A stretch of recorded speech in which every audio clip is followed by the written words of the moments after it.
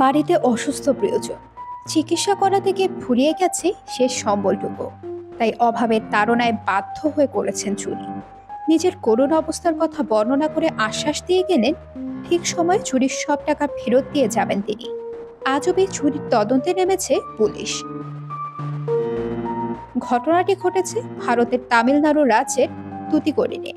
জানা গেছে সম্প্রতি ৭৯ বছর বয়সী চিথিরাই সেলফিনের বাড়িতে চুরি হয়। সেলভিন ও তার স্ত্রী দুজনই অবসরপ্রাপ্ত শিক্ষক।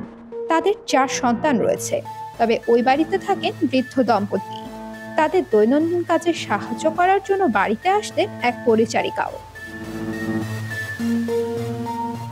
জানা গেছে গত ১৭ জুন চেন্নাই ছেলের বাড়িতে যাবেন বলে নিজের বাড়ি তালা দিয়ে বেরিয়েছিলেন সেলফিন দম্পতি।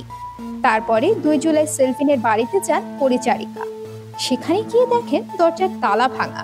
সঙ্গে সঙ্গে পুলিশে খবর দেন তিনি। পুলিশ এসে দেখে ঘর থেকে একাধিক জিনিস উধাও।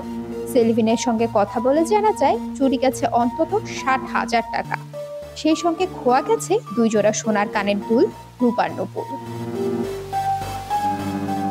চুরি যাওয়া জিনিসের সন্ধান করতে গিয়ে একটি চিঠির খাম দেখতে পান পুলিশ কর্মীরা।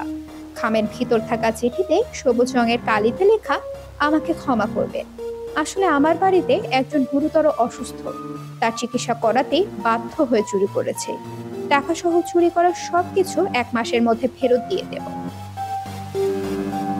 তামিল ভাষায় লেখা এই চিঠি দেখে পুলিশের অনুমান হয়তো চিকিৎসা করা থেকে সর্বশান্ত হয়ে পড়েছেন ওই চোর।